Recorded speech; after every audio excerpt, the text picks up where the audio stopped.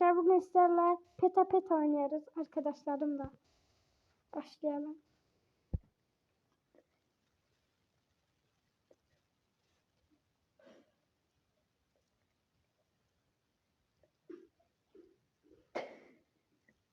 Arkadaşlar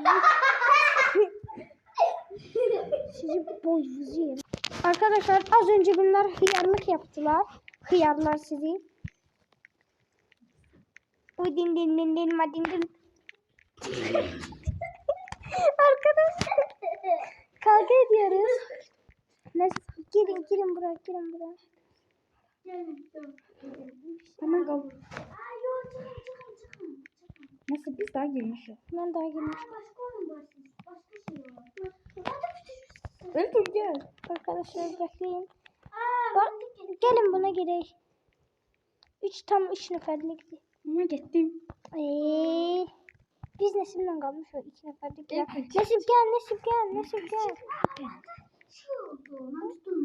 Arkadaşlar bunlar Ne dedim ki oyunu başla. Sağla el göz.